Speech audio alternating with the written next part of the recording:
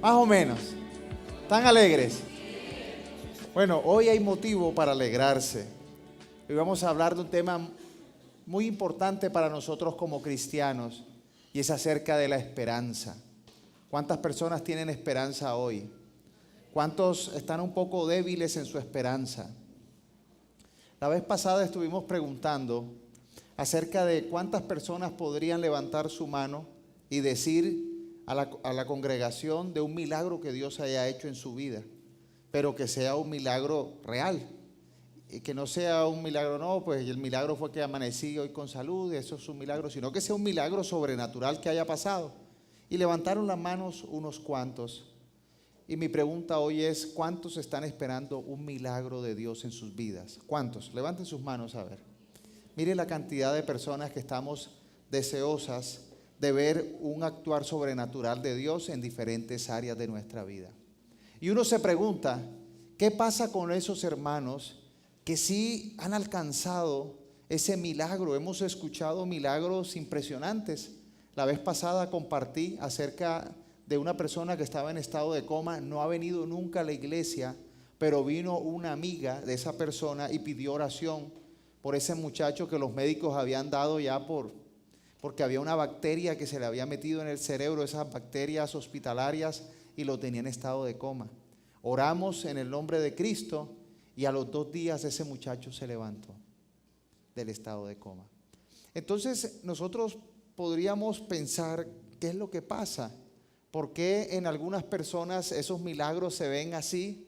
¿Y por qué nosotros que estamos de pronto orando y llevamos tiempo por estar pidiendo por alguna situación, por alguna necesidad, por alguna aflicción o tribulación, parece que Dios o no nos escuchara o se demorara en responder a nuestra necesidad? Y cuando uno entra a analizar esta circunstancia, esta situación, uno se pone a pensar, bueno, Señor, ¿qué es lo que pasa?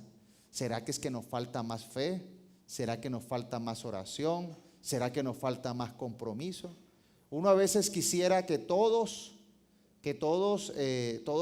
los milagros sucedieran, y uno encuentra en la palabra textos como que todo lo que pidan al Padre en el nombre de Cristo será hecho, pero obviamente lo que se pide en la voluntad de Dios. Y uno dice, Señor, pero tú quieres que seamos sanos, tú quieres que no vivamos una vida de tanto sufrimiento, de tanta calamidad. Uno a veces quisiera que las cosas funcionaran rápidamente.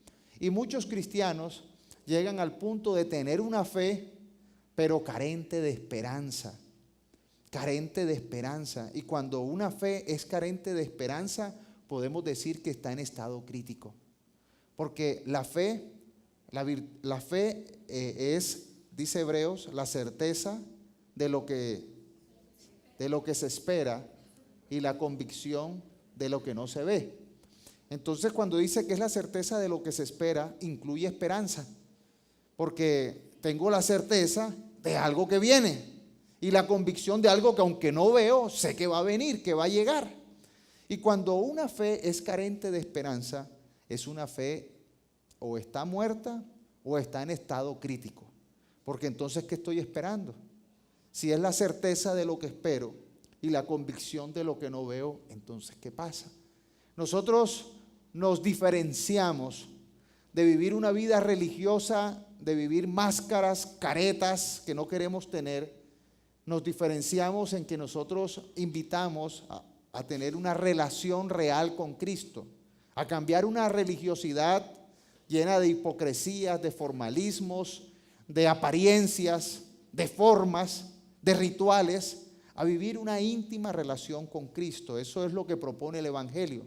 Cristo murió, pero resucitó al tercer día y dijo que estaría donde 2 o 3 personas estén reunidos. Entonces, el Evangelio nos invita a tener más que una religiosidad de máscaras, de formas, a tener una relación real con ese Dios vivo y que actúa en nuestra vida. Entonces, ¿qué pasa cuando nosotros de pronto estamos en algunas necesidades, en algunos problemas y necesitamos un milagro y ese milagro se demora en venir? ¿Ustedes nos han hecho esa pregunta? En la Biblia, en el Evangelio de Marcos, en el capítulo 5, hay una historia de una mujer, y esa historia se cuenta en medio de otra historia. No es una historia que se le da exclusiva a ella, sino que Jesús iba a sanar a una niña que estaba enferma. Y de camino a sanar a esa niña enferma, aparece esta mujer. Y esta era una mujer que dice el Evangelio de Marcos, que hacía 12 años sufría una hemorragia continua. Había sufrido mucho y había gastado todo lo que tenía en médicos durante todos estos años. Cuando uno analiza el caso de esta mujer, mire, son 12 años con una hemorragia continua. No estamos pensando que fue que se le demoró la menstruación unos días más, sino que se le demoró años. No solamente fueron unos meses que se le demoró la menstruación, sino fue años, 12 años que estuvo en esto. Esta iglesia está cumpliendo 5 años de haber sido iniciada el ministerio. O sea que nos hace falta 7 años más para poder estar en la condición de esta mujer. 12 años de espera. Hay muchos cristianos que vienen a la iglesia y quieren la respuesta ya. Hay cristianos que en estos 5 años se han desesperado, se han angustiado y porque no ha habido la respuesta en estos tiempos, se han ido. Han vuelto atrás, han perdido la fe. Pero aquí vemos la historia de una mujer que hacía 12 años tenía una hemorragia continua. O sea, uno ve un hijo de 12 años, tenía ese tiempo. Uno ve que es una carrera dura 10 años y uno lo ve tan largo. Y estos son 2 años más que una carrera tradicional. Duró esta mujer 12 años con esta situación. Y había gastado todo lo que tenía durante estos años en los médicos. Esta mujer, tenemos que analizar que esta mujer tenía una esperanza de vida bastante alta. Porque yo me imagino que una mujer estando en esta condición en la cual hay una hemorragia continua, cada año tenía que ella espantar el golero que se paraba encima de su puerta. La muerte, me imagino que todos los años le tocaba la puerta. Pero esta mujer, por la esperanza que tenía de vivir, había gastado todo lo que tenía en médicos. Es más importante la salud, es más importante la vida que la plata. Muchas personas pierden la vida por buscar la plata, pierden la salud por estar detrás de la plata, pierden la familia por estar detrás de la plata, del dinero.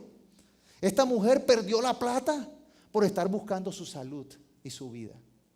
Era una mujer que tenía una esperanza y un orden de prioridades clave.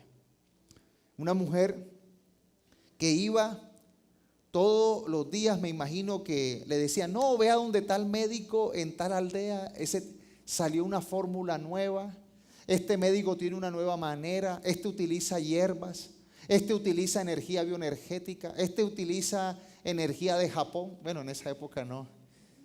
Pero esta mujer, me imagino que estaba atenta a buscar cualquier cura, cualquier circunstancia que pudiera darle respuesta a su problema.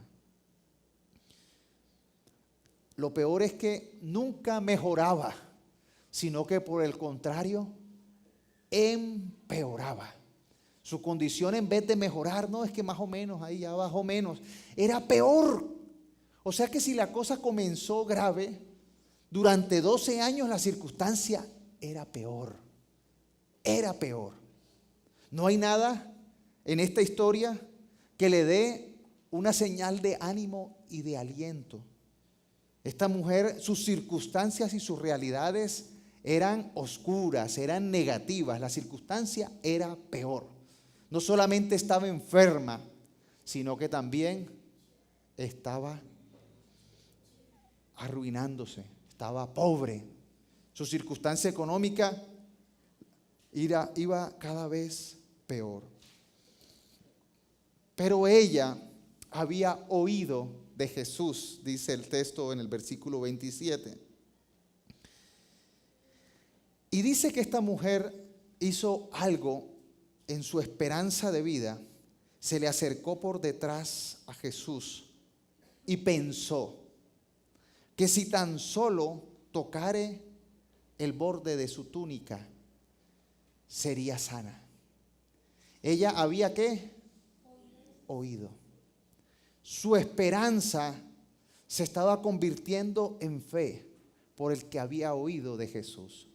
La Escritura no dice qué había oído, qué había escuchado. No sabemos qué había escuchado, qué había oído.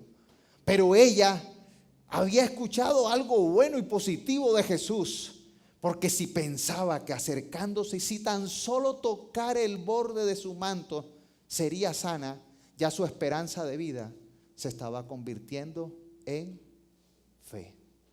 Ya se estaba volviendo en una realidad. Pero uno se pregunta, ¿y por qué solo el borde? Pero ella tocó, dijo, si tan solo tocar el borde, seré sana. El versículo 30, que viene adelante, dice que Jesús se da cuenta de inmediato que había salido poder sanador de él. Jesús se da cuenta que había salido poder sanador de su cuerpo. Y entonces se da vuelta y pregunta a la multitud, ¿quién tocó mi túnica? Aquí vemos un milagro particular. Aquí vemos una mujer que venía con esa esperanza de vida, luchando por su circunstancia, y su circunstancia era cada vez peor. Su dinero lo había gastado buscando esperanzas que habían llegado a la ruina y a la pobreza. Y ella decide tocar porque pensó, y toca a Jesús porque había oído de él, de ese poder sanador, del Mesías, no sabemos qué, pero si ella va a tocar con esa actitud de creer de que si tan solo tocando el borde de su manto sería sanada, era porque había oído de ese mensaje evangelizador, de ese hombre que había llegado. No sabemos si pensaba en Jesús como el Mesías, si pensaba en Jesús como un siervo de Dios, pero se acercó a tocarlo. Y Jesús sintió que salió poder de él y se volteó y preguntó quién lo había tocado. ¿Quién de ustedes alguna vez ha jugado voleibol? ¿Quién de ustedes ha jugado tenis? Tanto en el voleibol como en el tenis hay un privilegio, hay una oportunidad en el juego, y es el que saca. En el voleibol el que saca, o en el tenis el que saca tiene la ventaja. Usted ve que el que saca tira la bola con un efecto y con una velocidad que el otro equipo o el otro jugador, si no corta el saque, por lo general es un punto a favor del que sacó. Ustedes saben, entienden eso, ¿verdad? Resulta que esta mujer llevaba 12 años en el cual el saque lo tenía Satanás. 12 años en el cual el que tenía la bola era Satanás. Y esta mujer pasó esos 12 años tratando de cortar el saque, porque Satanás tenía el propósito que dice la Escritura, que Satanás vino para robar, para matar y para destruir. Satanás es el engañador. Y Satanás quería robarle su economía, quería robarle su salud, quería matarla y destruirla. Y Satanás tenía el saque estos 12 años dándole esos pelotazos. Y seguramente Satanás utiliza a veces muchos de sus siervos. Satanás utiliza muchas veces a las personas que seguramente le decía, ay no, usted qué hace perdiendo plata, mija. Ya usted resígnase, más bien mire a ver, haga un testamento, despídese de su familia. Usted se va a morir. A veces hay muchas de esas personas que le hacen barra es al equipo de Satanás. Hay muchas personas que alientan, es la voz del enemigo, que le quieren quitar la esperanza al otro. Debemos de tener mucho cuidado, porque si somos siervos y hijos de Dios, debemos ser esas voces que hablan de esperanza. Si hay que tener mucho cuidado en el compartir el evangelio, es comparte esa buena noticia, habla de Dios, vive tu vida de una manera esperanzadora. Sé tú un instrumento de esperanza y no sé tú un instrumento de muerte, de negativismo.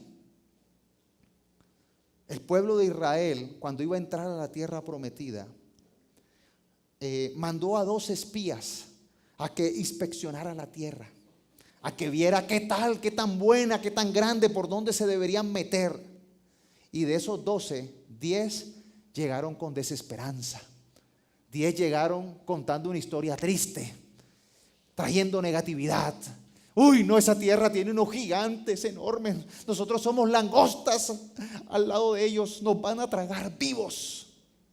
Y solo 2 tuvieron ese mensaje de esperanza, porque tenían su fe puesta en el Señor. Nosotros debemos de tener cuidado de saber qué clase de hermanos, qué clase de hijos de Dios somos. Porque muchas veces la desesperanza a veces sale de la propia iglesia. A veces el hermano le aconseja al otro: no, hermano, usted no tiene nada que hacer. Uy, no, con usted sí no se puede. Uy, con usted no hay nada. Esta mujer duró 12 años luchando con algo que veía a sus ojos y que sentía su cuerpo, que era una realidad y que se llamaba muerte. Porque todos sabemos que una persona que se desangra se muere. Y duró 12 años luchando para permanecer en pie. Donde escuchaba una voz de esperanza, iba y acudía. Y por eso gastó todo lo que tenía en médicos. Porque ella estaba buscando esa esperanza de salud y de vida. 12 años. 12 años tratando de defenderse del revés de Satanás, que la iba a matar, que la iba a robar y que la iba a destruir. 12 años. Cuando nosotros miramos la historia de esta mujer nos habla a nosotros, porque a veces nosotros no nos soportamos ni 2 días con una gripa. No podemos enfrentar un problema porque ya esto me va a matar. ¿Cuánto lleva? 3 días. Ay, se me acabó la fe y la esperanza. 3 meses. Esta mujer nos da un ejemplo de soportar, de paciencia, de luchar, de tenacidad. Pero esta mujer hace un acto maravilloso, y es que tuvo la oportunidad, oiga bien, tuvo la oportunidad de oír de Jesús. ¿Cuál fue la oportunidad que tuvo? ¿Sabes una cosa? Nosotros tuvimos y tenemos la oportunidad de estar aquí oyendo de Jesús. Nosotros tenemos una oportunidad y un gran privilegio de poder acercarnos a adorar a Jesús, de no solamente tocar el manto, sino de que la presencia de Jesús esté en medio de nosotros a través de la alabanza, de conocer su palabra y de hacerlo una realidad en nuestra vida. Y a veces nosotros perdemos la esperanza. El colmo, ¿verdad? El colmo. Que nosotros, los que conocemos al Dios sobrenatural que hizo el cielo y la tierra, a ese Dios de amor que entregó a su Hijo, a ese Hijo obediente que se hizo humano y murió en una cruz por nosotros, nosotros muchas veces perdemos la esperanza por cualquier tribulación, por cualquier dificultad. No nos acordamos de Cristo y del amor de Dios, que fueron perseverantes hasta el fin, sufrieron para darnos vida, para darnos salvación. Nosotros no podemos ser personas que nos falte la esperanza. Necesitamos aprender de su evangelio y hacerlo una realidad en nuestra vida, porque nuestra esperanza está en ese Dios de amor. Así como esta mujer escuchó de Jesús y dijo: si tan solo toco el borde de su manto, seré sanada. Aquí nosotros vemos que si nosotros tenemos esta esperanza, hay muchas personas a nuestro alrededor que no tienen ninguna esperanza, o tienen una esperanza puesta en cosas que nunca nada les va a funcionar y nada les va a salir. Óyeme bien, alrededor tuyo hay personas que necesitan la esperanza de Cristo. Oír que tú les hables acerca de que hay esperanza en Cristo. Y sabes una cosa, a veces nos abofetean esos milagros como los que pasó hace poco. Un muchacho que ni viene aquí a la iglesia. Una amiga que vino por primera vez a la iglesia. Y ese día estábamos hablando de creer, de confiar. Y ella dijo: pastor, ore por mi amigo para que se levante. Mi esposa también oró. Y a los 2 días se levantó. ¿Qué tienen ella que no tuvimos nosotros? Que a nosotros a veces las noticias de milagros se nos vuelve paisaje.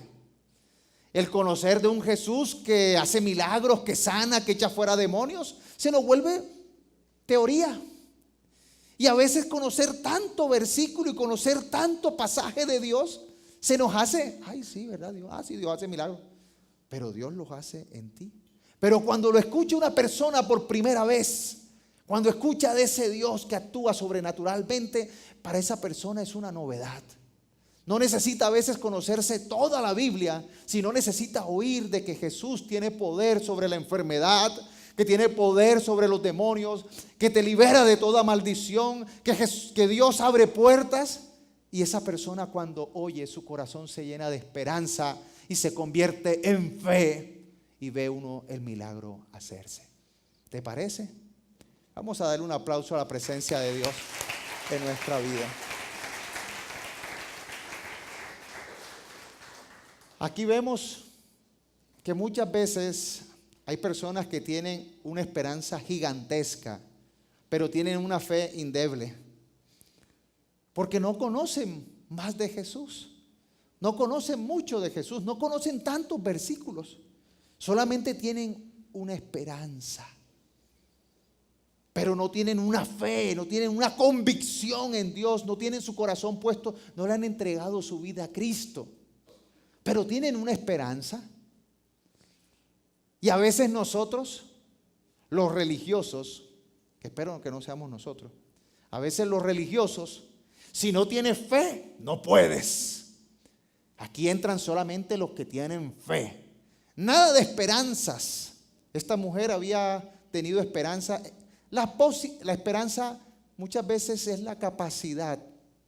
Oiga bien lo que se dice que es la esperanza. La esperanza es la capacidad de soportar aflicciones, dificultades, sufrimiento, esperando que algo bueno suceda.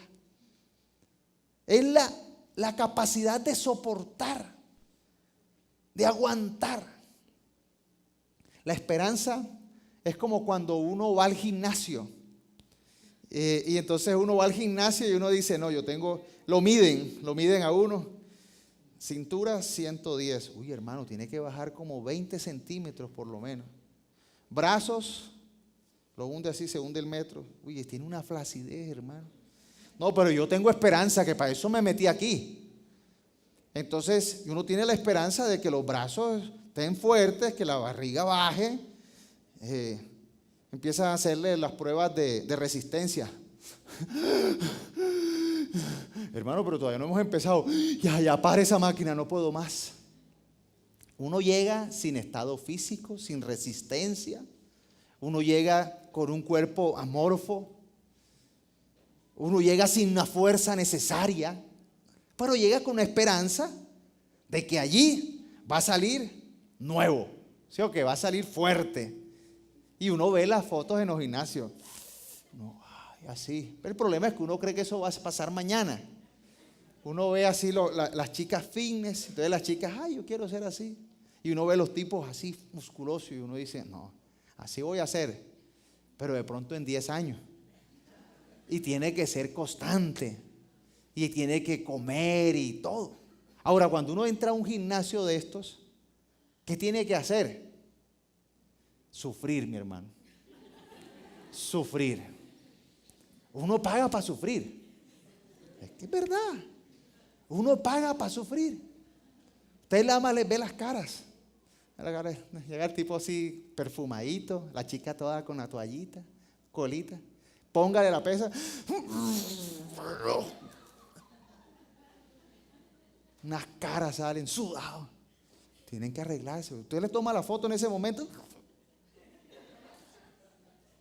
Sufriendo. Pero con un propósito. Que cuando pase este sufrimiento, viene la resistencia. Viene la fortaleza. ¿Sí o qué? Y empieza la persona a esperar que algo pase, que algo cambie. Y empieza a cambiar. El problema es que es lento. Mírenme aquí. Casi nada. Ha bajado. Un mes ahí sufriendo. Casi nada. Esperemos de aquí a marzo a ver. A junio más bien. Pero ahí vamos. Ahí vamos. Vamos otra vez al texto arriba, por favor, porque me faltó un versículo. Cuando Jesús preguntó quién lo había tocado, que había salido poder de él. Dice el versículo 33 y el 34, que entonces la mujer, asustada y ¿qué? Y temblando, al darse cuenta lo que había pasado, se le acercó y se le arrodilló delante de él. Y le confesó lo que había hecho. Y uno dice, ¿y cuál es la tembladera? En vez de estar alegre. ¿Y por qué esa actitud de arrodillarse? ¿Cuál era el miedo? ¿Saben una cosa? Esta enfermedad en esa época no solamente te afectaba tu identidad, tu salud, sino que también tu relación con la sociedad. Esta mujer, por estar llena de este flujo constante de sangre, era considerada una mujer impura. El ser una mujer impura, la impureza en esta sociedad tenía varias connotaciones. Una era moral y otra era de salubridad. Toda persona que tuviera lepra o que tuviera sangre o que toda exposición a la sangre o los muertos, por aquello de salud, de salubridad, empezó a apartarse. Usted no sabe que el principio de la cuarentena nace en la Biblia. El principio médico que se descubrió muchos siglos después de poner a los enfermos en cuarentena nace de este principio. Las personas enfermas y con ciertas enfermedades como la sangre o las virales o las contagiosas trataban de apartarlas. Entonces esta mujer, para no perjudicar a los demás, tenía que vivir aislada. Imagínense usted esta situación. O sea, esto complica más la realidad de esta mujer. No era una mujer que tenía solo una enfermedad y que había perdido la plata en su cura, sino era una mujer que había perdido el derecho a relacionarse con los demás. Tenía que vivir aislada, no podía tocar a nadie, porque podían matarla apedreada, como ella conscientemente tocara a alguien, porque era considerada una persona que quería, con intención dolosa, quería contagiar a otra persona. Y por eso la ley de esa época era que la mataban. Si alguien tenía lepra y a maldad tocaba a otro, a ese leproso lo mataban, porque él no podía llevar su enfermedad A veces era visto como una maldición. Él no podía llevar esa maldición a otro. Mire el concepto de esa época. Tenía un concepto de salubridad, pero también tenía un concepto moral y religioso. Qué duro, porque muchas veces nosotros tenemos esos conceptos en la iglesia, en pleno siglo XXI. A veces nosotros no nos relacionamos, no aceptamos a personas que tienen ciertos pecados. Aquí no entran. Yo no me relaciono con esa persona. Que ni me toque. A veces creemos que Dios no murió en la cruz por esos pecados. Y a veces le damos una connotación a ciertos pecados que para nosotros son mayores que los nuestros. Y es una actitud hipócrita y una actitud equivocada. Esta mujer tocó el borde del manto. ¿Saben por qué? Por si de pronto no pasaba nada. Pienso yo. No lo dice la Biblia, pero pienso yo. Porque ella dijo, si tan solo tocar el borde de su manto, no toqué su piel. Si ella tocaba su piel y no pasaba nada, Dios no la sanaba, ella moría lapidada. Pero ella tocó el borde, porque dijo, si tan solo toco ese pedazo de tela, no toqué su piel. Se me ocurre a mí pensar, porque esta mujer dijo si tan solo el borde, porque no se le veía la intención dolosa de tocar su piel. ¿Sí me explico? Entonces tocó el manto, pero tenía una esperanza que se convirtió en fe. Y ese hecho de pensar en que si tan solo tocaba el manto sin violar la ley, sin violar el concepto de esa época, recibió su milagro. A veces nosotros, mis amigos, mis hermanos, tenemos todo el privilegio de ser hijos de Dios, porque lo tenemos. Cuando nosotros reconocemos a Jesús como Señor y Salvador, tenemos la potestad. La potestad es la autoridad de ser hijos de Dios por la fe que tenemos en Cristo. Pero muchas veces con todo y esa potestad de ser hijos de Dios, quien escucha y quien recibe el milagro es a veces aquel que para nosotros no tiene esa potestad, pero que cree, que pone su esperanza en Cristo. Nuestra vida empieza a cambiar cuando nuestra esperanza y nuestra fe está realmente depositada en Jesús. A veces creemos que ser cristianos es llenarnos de formalismos, cómo me visto, cómo me pinto, cómo hablo, cuántos versículos me aprendo. Y ser cristiano es ser un hacedor de lo que escuchas, de lo que sabes. A veces no es tan importante saber tanto, con que sepas poco, pero lo que sepas lo creas. Eso hace la diferencia. No podemos nosotros llenarnos de un conocimiento vago y extenso de Dios, pero que no baja a nuestro corazón y a nuestra vida. Si nosotros creemos y vemos, cuando usted se acerque a leer la Escritura, cuando usted se acerque a leer la Biblia, cuando usted escuche la palabra, cuando usted venga aquí a la iglesia, venga con una actitud como la de esta mujer. Yo voy a escuchar palabras de vida transformadoras que me van a dar la esperanza, me la van a aumentar, que van a poner mi fe realmente donde debe estar, que van a enfocar mi vida y voy a alcanzar el propósito que Dios tiene para mi vida. Hay personas que llevan siendo cristianos 20 años y su situación es cada vez peor, como la de esta mujer. Hay personas que llevan años en el cristianismo y su condición es cada vez peor. No es mejor, es cada vez peor.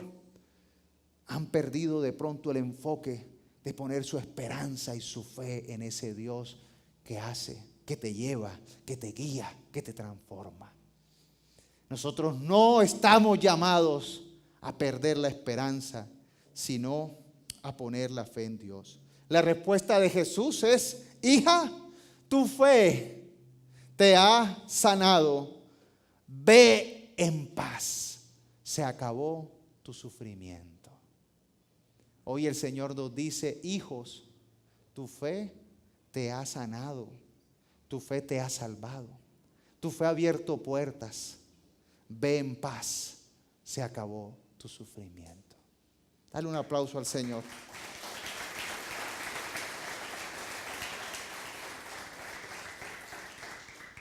Vamos al libro de Romanos, Romanos 5. Mire lo que en Romanos 5 nos da una clave para que nosotros podamos profundizar más en este tema de la fe, del sufrimiento, de la respuesta de Dios. Romanos 5, del versículo 3 al 5, dice: también nos alegramos al enfrentar, ¿qué? Pruebas y dificultades. Usted si lee esto aquí, usted dice, ¿cómo así? Manse soy yo, porque ¿cómo así que también nos alegramos cuando enfrentamos pruebas y dificultades, cuando estamos en sufrimiento? ¿Quién se alegra cuando está en sufrimiento y dificultades? Levante la mano. Hermano, ustedes no son cristianos. Aquí dice que también nos alegramos al enfrentar pruebas y dificultades, pero hay que seguir leyendo para uno entender, porque sabemos que nos ayudan a desarrollar resistencia, y la resistencia desarrolla firmeza de carácter. Volvemos otra vez al gimnasio. Cuando usted entra al gimnasio, usted paga para que lo pongan a sufrir, para que le pongan pruebas. Usted paga para eso, porque usted tiene la seguridad y usted se alegra. Ay, pagué un semestre en tal gimnasio. Ya, uno está alegre, porque sabe que al empezar usted en esa disciplina de sufrir, usted va a estar molido. Los primeros días son horribles. Usted va al gimnasio, usted camina, usted va así que no quiere no sabe qué le duele, porque le duele todo. Y usted tiene la esperanza de que su realidad va a cambiar. Aquí está diciendo el apóstol Pablo lo mismo. Alegrémonos cuando enfrentemos pruebas y dificultades, porque sabemos que nos ayudan a desarrollar resistencia. Usted llega al gimnasio y le dice, 400 metros corriendo. Y uno, de cosa corro 50. 400, haga lo que pueda. Y usted uno arranca los primeros 50 y llega a los 400 uno. Listo, mañana otra vez. Mañana otra vez. Llega el momento que usted los 400 nada más, póngame más. 800, 1000, 2000 metros corriendo. Y usted ve a esos masoquistas que van al gimnasio. Ay, no, hoy estuvo flojo. Y el que llega nuevo, flojo. Oye, casi me hernio aquí. No, hoy estuvo muy flojo, muy suave. Cuando uno ve los que ya llevan ventaja, los que comenzaron primero, usted los ve y uno dice, bueno, ¿y ese qué comió? Oye, ¿qué es lo que tú comes? Debe ser la proteína que se toma antes. Uno dice, no, es la resistencia que se desarrolla en el enfrentar las dificultades y las tribulaciones. Dios nos llama a eso, a no ser cobardes. Hay personas que los problemas y las dificultades hacen lo del avestruz, meten la cabeza en la tierra. No está pasando nada, declárelo en el nombre de Jesús. No pasa nada, no pasa nada. Y tiene la cabeza metida ahí. No pasa nada, no pasa nada. El hogar se le está acabando, la empresa se le está acabando, llegan las deudas, la enfermedad se lo está comiendo. No pasa nada, no pasa nada. Tenemos que aprender a alegrarnos. ¿Sabe por qué? Porque para el cristiano los problemas y las dificultades son oportunidades. Es como quien te regaló el pase al Bodytech o al Forma o al que sea, o al CrossFit o lo que sea. Yo hago la claridad para que no me demanden por nada. Alegres, porque vamos a desarrollar resistencia. ¿Y sabe qué? Es una oportunidad. ¿Por qué? Porque Dios se va a glorificar. ¿Por qué? Son oportunidades porque Dios se va a glorificar. ¿No lo creen, verdad? ¿No lo creen? Las dificultades son oportunidades. Entonces, ¿Qué debemos hacer ahora nosotros? Ay, pastor, usted supiera, es que usted no conoce a mi suegra. Yo entiendo, yo sé lo que es eso, pero confía en el Señor. El Señor se va a glorificar. Ay, pastor, usted no sabe la mujer que me tocó. Usted no sabe el esposo que me tocó, los hijos que me tocaron, el jefe que me tocó. Yo conozco un Dios que se ha glorificado en toda área. En mi vida, y cuando abro la Escritura, veo un Dios que se glorifica en personas comunes y corrientes que han puesto la fe en Él y han sido personas que han sobresalido porque han podido poner su esperanza en ese Señor, en ese Dios todopoderoso que ayuda. ¿Sabe qué es lo que nos pasa? Que muchas de nuestras dificultades y problemas lo llevamos en nuestras propias fuerzas. Dios no se mete allí porque es nuestra fuerza. Ay, no, Señor, aquí en este trabajo de carpintería lo hago yo. Este no. ¿Para qué te va? ¿Para qué te voy a molestar por esta bobada? Y ahí es donde todo se empieza a dañar. Tenemos que aprender a que Dios entre en todo. Y la resistencia desarrolla firmeza de carácter. Usted ve a estas personas que van al gimnasio, que esos son rudos, y empiezan, métele otra, métele otra. Y uno dice, el tipo es bravo, es rudo, otra. Y usted ve al que está en el gimnasio, otra. Se vuelven rudos porque tienen la confianza de que su resistencia y su carácter los va a llevar a vencer esa dificultad, y esa dificultad va a ser para bien. Romanos dice que los que aman a Dios, todas las cosas les ayuda para bien. Entonces, cuando tú estés enfrentando dificultades y problemas, no te ahogues en medio de ellas. No pierdas la esperanza, sino confía en su palabra, que dice que todas las cosas nos sirven para bien, que Dios va a desarrollar en nosotros algo para bien. Y a veces habrá cosas que usted dirá, pastor, pero es que no entiendo por qué se murió tal persona, por qué me faltó esto, por qué nací en esta circunstancia, por qué parece que todo hubiera estado en contra mía. Hay historias que son peores que la de la mujer del flujo de sangre. Hay historias de personas que todo les ha salido en contra. Nacieron en un gimnasio de fisicoculturistas. Desde chiquitico les tocó levantar unas pesas que ninguna persona adulta podía levantar. Pero si esas personas depositaron su esperanza en Dios y su fe en Dios, usted ve esos crisoles, cómo son defornidos y cómo tienen una capacidad espiritual, mental, de afrontar cualquier dificultad. ¿Sabe que la mayoría de personas huérfanas que han sobresalido terminan siendo los ricos y los magnates que dirigen los países y las ciudades? Hay mucho huérfano, hay mucho abandonado que terminan siendo unos robustos porque las dificultades no los ahogaron, sino que tuvieron esperanza. Y a veces sin Dios, solamente con la esperanza, confiando en que las cosas iban a cambiar, lograron avanzar.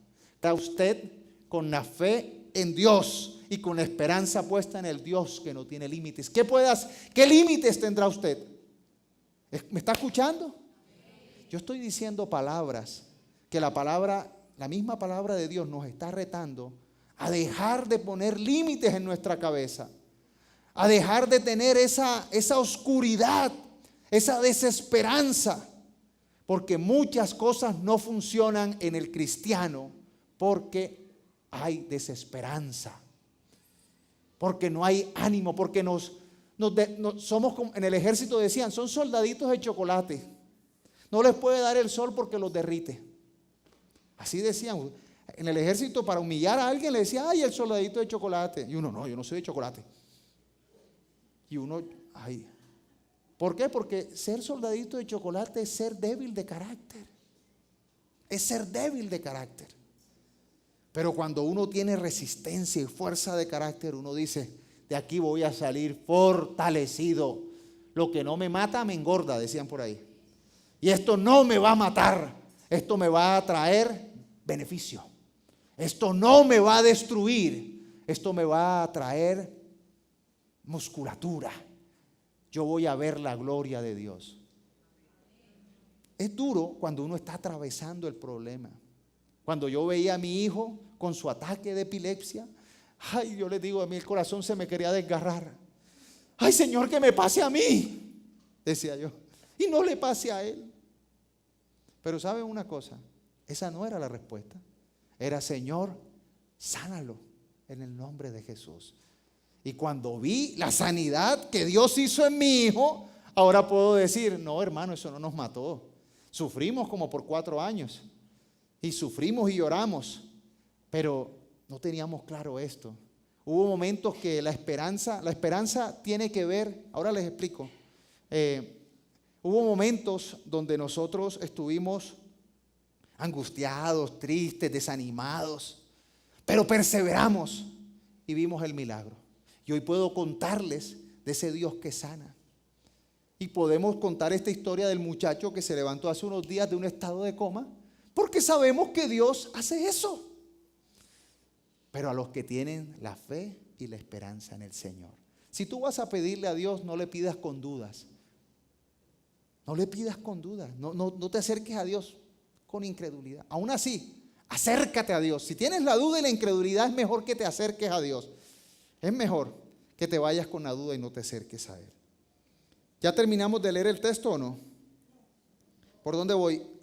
Dice, y el carácter fortalece nuestra esperanza segura de salvación. O sea, las dificultades tienen un propósito de desarrollar resistencia, fortaleza de carácter, y estas nos dan esperanza. Vuelvo otra vez al gimnasio. Cuando usted paga, usted no paga para sufrir. Yo sí soy masoquista, yo pago para sufrir. Usted paga esperando los resultados del sufrimiento. ¿Sí o qué? Así es la vida. Cuando usted se va a alegrar, no porque sea masoquista. Yo me alegro porque estoy pasando que yo sí he sido de malas, yo sí he sido salado. Ay, qué bueno. Uno no se alegra por eso. Uno se alegra porque dice, porque voy a desarrollar, porque voy a ver la gloria de Dios en mi vida. Amén. Oiga, yo prediqué todo y no fui a los puntos. Primer punto. No, arriba David. Quiero hacer una diferencia entre la fe y la esperanza, porque a veces son sinónimos. No se preocupe, vamos a salir a las 2. Vamos a hacer una diferencia entre la fe y la esperanza. La gente a veces cree que son lo mismo, pero son diferentes. Ahí les hice este cuadro. Bonito, ¿verdad? ¿Sabe lo que me costó hacerlo? Vea, la fe es la certeza de lo que se espera y la convicción de lo que no se ve, dice Hebreos. ¿Cómo nosotros nos hacemos cristianos? Romanos 10:9 dice, si confiesas con tu boca y crees, ¿crees que en dónde? Por eso está el corazón allí. La fe está en el corazón. La fe no está en la mente. La fe es una convicción que creo yo hoy en mi presente. La fe está enraizada en el presente. Cuando yo digo, Señor, yo confieso con mi boca y creo en mi corazón que tú eres mi Señor. Abro la puerta de mi corazón para que entres allí, mores allí y me transformes y sea yo tu hijo y me des la salvación. Estoy hablando en presente. La fe actúa en el presente. Y la fe está puesta en Dios. Está puesta en el corazón, pero es en Dios. Y viene por el oír la palabra de Dios. Cuando usted, como esta mujer que tuvo el flujo de sangre, oyó de Jesús, creyó. La esperanza pasó a ser fe. Esta mujer creyó y tuvo la fe puesta en Dios. Nuestra fe, nuestra confianza está en Dios. Hay gente que tiene la fe puesta en sí mismo, en ídolos, pero aquí la fe está puesta en Dios y está en el presente. Mi Dios es real, mi Dios está vivo. Jesús dijo, no te preocupes por lo que viene, qué vas a comer, qué vas a vestir. Cada día trae su propio afán. Preocúpate por el presente. Necesitas la fe para vivir el presente. Pero la fe sí necesita la esperanza para el futuro. Usted va al gimnasio, paga para en el futuro verse fitness o fuerte. Para eso paga. Usted no paga para el presente estar sufriendo, usted paga para el futuro. La esperanza tiene que ver con el futuro. Es la capacidad de soportar las dificultades, las tribulaciones con el fin de ver la gloria de Dios en su vida. Aquí estamos hablando de una fe cristiana. Y tanto la fe como la esperanza están apoyadas en Dios, en Cristo, en el amor de Dios.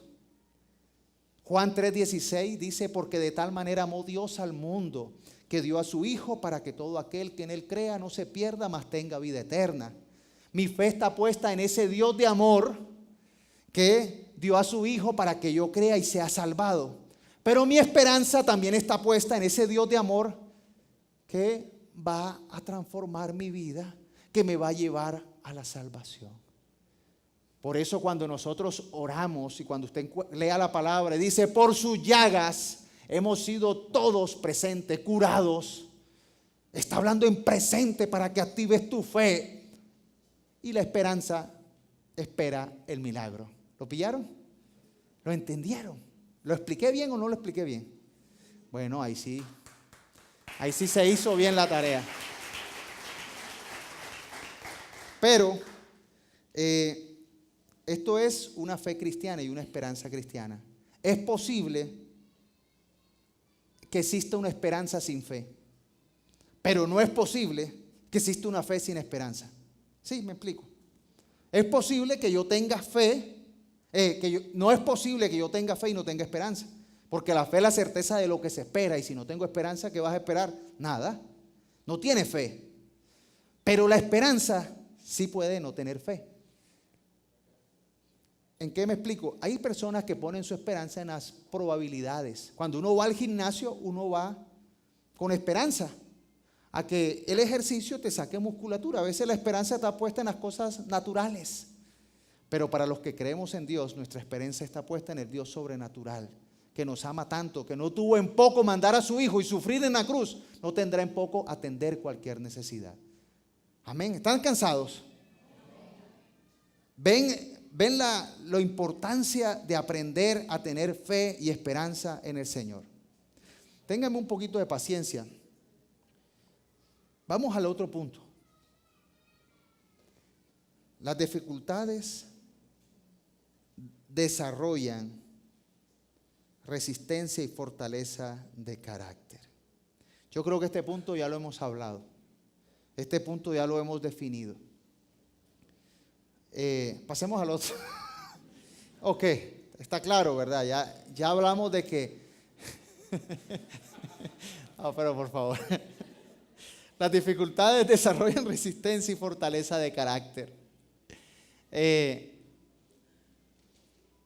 ¿Alguien tiene una pregunta? Sí, porque ¿para qué voy a repetir lo que ya quedó claro? Dígame.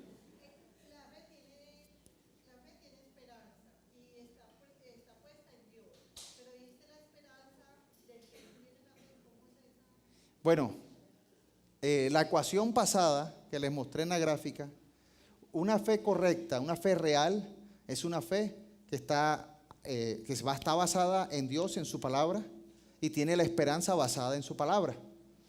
Pero una fe sin esperanza no existe, pero una esperanza sin fe sí es probable, sí existe. Hay personas que no creen en Dios. Vamos a poner un ateo. Hay un ateo que dice, yo no creo en Dios, no creo en nada, pero tiene esperanza, porque si no tuviera esperanza, entonces ¿para qué trabaja? ¿Para qué sale? Hay muchas personas que sin Dios, sin la fe y sin la confianza en Dios, tienen esperanza. Ve, esta mujer del flujo de sangre no sabemos si tenía fe o esperanza. Vemos en la Biblia muchas personas que sin conocer la ley, sin ser judíos, recibieron el milagro. Recibieron la bendición de Dios porque su esperanza se convirtió en fe. Entonces no podemos nosotros tampoco ser acusadores. Si no tienes fe no sirve. Obviamente la esperanza que se convierte en fe sirve, y la fe va a tener esperanza. Pero si tienes una esperanza sin Dios, esa te puede servir, pero no te va a servir para salvación. No, o sea, es una esperanza que va a terminar en desilusión, porque está regida por lo que este mundo y lo que tú puedes hacer en tus fuerzas. Y a veces, o sea, la esperanza sin Dios es una esperanza que te ayuda a sobrevivir a los seres humanos. Los seres humanos tienen esperanza. Usted ve en las películas del fin del mundo y que salen, y cuando hay un ataque zombie otra vez salen, y cuando viene el agua otra vez salen. Tienen esperanza de vida, pero no tienen a Dios. Nosotros debemos demostrar que tenemos una esperanza mayor cuando nuestra confianza está en Dios. Ya los límites nuestros no cuentan, porque Dios no tiene límites si Él está en nosotros y nos impulsará a hacer su obra. Es importante eso. Este es el segundo. El carácter fortalece la esperanza. ¿Saben una cosa? Muchas veces Dios, no sé en qué circunstancias estés tú en tu vida, y yo quiero que este momento tú tengas una oportunidad de hacer una revisión, un escaneo de tu fe y de tu esperanza. Yo quiero que tú mires en la parte interna de tu vida, que le pidas al Espíritu Santo que te muestre cómo está tu esperanza, cómo está tu fe. A veces tenemos una fe religiosa. Sí, yo creo que Dios existe, yo creo que Jesús es el Señor, y si confieso y creo, seré salvo. Pero nos hemos quedado allí años y meses y no hemos podido tener esperanza de ver cómo Dios interviene en nuestra casa, en nuestra familia, en nuestro trabajo, en nuestra sociedad. Cuando nosotros tenemos ese carácter, esa confianza de la esperanza, se pone a prueba. El Señor hoy quiere decirte que si has perdido la esperanza, aún hay esperanza, y de sobra. Aún hay esperanza y abundante para tu vida. No pierdas la esperanza, porque el Señor está vivo, el Señor está real, y su palabra te da promesas para que las creas. La Biblia tiene tantas promesas que no es para que tú las tengas de adornos o pegadas en la pared, que está bien que lo tengas, sino para que las creas, para que vivas conforme a esas promesas que tiene la palabra. Es importante porque hay gente que, ay, tan lindas las promesas del Señor, me dan ánimo. No, que se conviertan en una realidad, que te den fe, que te den esperanza en el Señor. Pasamos a la siguiente y quiero cerrar con esto. Voy a pedir al del piano, por favor, que hay una historia que complementa esta, la de la mujer con el flujo de sangre. Y esa historia está en el Evangelio de Marcos, en el capítulo 9. Y es de un padre que lleva a su hijo, porque su hijo tenía una posesión demoníaca, y esa posesión demoníaca lo hacía caer en el fuego, en la tierra, lo hacía tener convulsiones.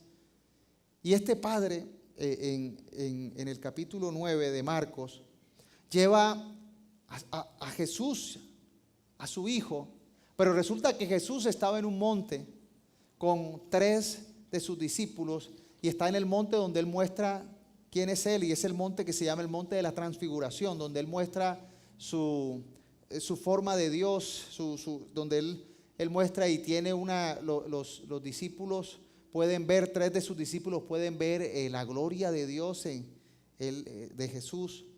Y cuando Jesús baja del monte, ve el alboroto, ve la pelea que hay entre los religiosos y ve la pelea que hay entre los discípulos que se quedaron. Y Jesús pregunta, ¿qué pasa? ¿Por qué el alboroto? ¿Por qué la pelea? Entonces dice el padre del hijo, dice, es que traje a mi hijo que tiene este problema de demonios. Desde pequeño, un demonio ha tomado posesión de él y lo hace comportarse de manera extraña, cae al piso, rebota, y tengo yo que estar pendiente porque a veces me lo tira al agua y a veces me lo tira al fuego. El demonio tiene el propósito de matar, robar y destruir. Satanás quería también robarle a este hombre su hijo, porque estaba poseído y tenía unas reacciones peligrosas.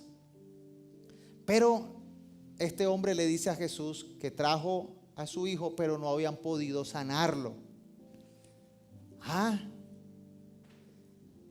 Este hombre trajo a su hijo y no habían podido sanarlo. Jesús dice: ¿hasta cuándo he de soportar esta generación poca de fe, que le falta la fe? Y Jesús en el versículo 21 le pregunta al padre: ¿desde cuándo sucede esto? Y el padre respondió: desde que era un niño. Muchas veces lo arroja al fuego o al agua con la intención de matarlo. Si puedes hacer algo, ten compasión de nosotros y ayúdanos. Ahí quiero que miremos esa parte. A veces nosotros los cristianos nos acercamos al Señor: si puedes, será. Tenemos solamente esperanza. ¿Será que hay una posibilidad? Si puedes hacer algo, ten compasión de nosotros. Ten compasión de nosotros y ayúdanos. Habló en plural porque el problema no era solo del hijo, sino del padre. Cuando los que son padres saben que el problema del hijo también es con uno. Si puedes, ayúdanos. Y la respuesta de Jesús en el versículo 23, Jesús le dijo: ¿cómo así si puedes? ¿Cómo así si puedes? Para quien cree, todo es posible. Al instante, el padre del muchacho exclamó: creo, ayúdame en mi incredulidad. Creo, pero ayúdame en mi incredulidad.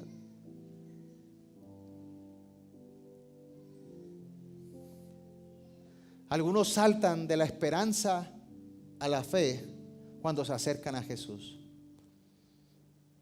Si de pronto has tenido una fe débil porque te cuesta creer en ese Dios de amor, en ese Dios que puede intervenir en las áreas de tu vida, y de pronto tienes la posibilidad de que, bueno, yo vengo a la iglesia por si de pronto, mejor es que te acerques a Jesús y le digas: Señor, yo creo, ayúdame a vencer la incredulidad.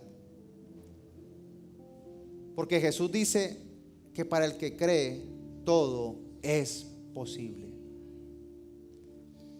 Hay una historia mucho más grave para nosotros los humanos, y fue la historia de las hermanas de Lázaro. Una de las hermanas se acerca a Jesús y le dice: ay, si hubiera llegado antes, no se hubiera muerto mi hermano, ya lleva 4 días de enterrado.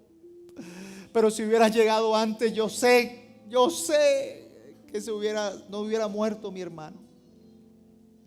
Y Jesús le dice: para el que cree, si crees, ¿no te he dicho que si crees verás la gloria de Dios?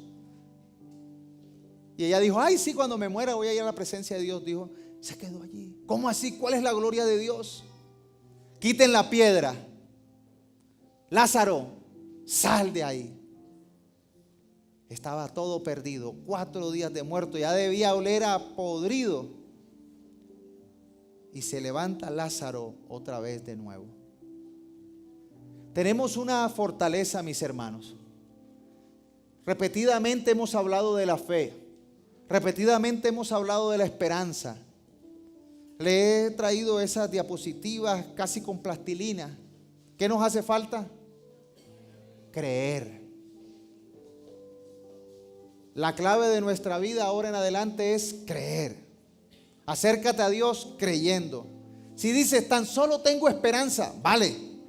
Si tienes solo esperanza, vale. Dios no te rechaza porque tengas esperanza solamente, pero salta de la esperanza a la fe. Da ese salto.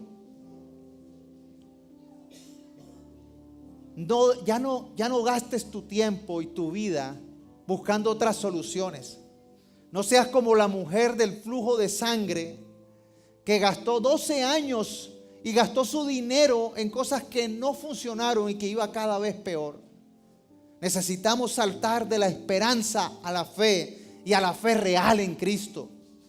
No a una fe que duda, no a una esperanza puesta en Dios, pero si no la pongo en otro. No esperes a que tu vida llegue a que ya no tengo de otra sino confiar en Dios. Toma la decisión de una vez hoy y para siempre de confiar en Dios y verás su gloria. ¿No te he dicho que si crees verás la gloria de Dios? Porque para el que cree todo es posible. Pero para el que cree ¿en quién? Para el que cree en Cristo. Esa es la base y la esencia de nuestra fe. Creer con el corazón. No creer superficialmente. No persuadirme. Ay, es que habló tan bonito, me persuadió, me convenció. Cree en tu corazón. Ten la esperanza puesta en Jesús. Y la voluntad buena, agradable y perfecta se hará en tu vida. ¿Quiénes levantaron la mano ahorita que necesitan un milagro? Crean en Jesús. Depositen su fe en Jesús y su esperanza en Él. Conozcan más de Él, de su palabra. Enamórense de Cristo y Él hará. ¿Tú lo crees? Vamos a ponernos de pie, vamos a orar. Vamos a orar. Hebreos dice, Jesús es el mismo ayer, hoy y siempre. Y dijo el Señor, cosas mayores que las que yo he hecho, ustedes harán. Tenemos el Espíritu Santo de Dios que nos confirma, que nos hace sus testigos y sus testigos presenciales. Yo quiero que este sea un tiempo sagrado, por favor. Si usted se tiene que ir, pues listo. Pero los que se quedan, los que se pueden quedar, yo le pido que usted no pierda esta oportunidad, porque el Espíritu Santo de Dios nos está dando la convicción de que Cristo es real y se hará real en tu necesidad. Padre Celestial, gracias por tu palabra. Perdona, Señor, nuestra incredulidad. Nosotros somos muchas veces como este padre que dijo, creo, pero todavía tenemos incredulidad. Señor, ayúdanos a vencer nuestra incredulidad. Queremos creer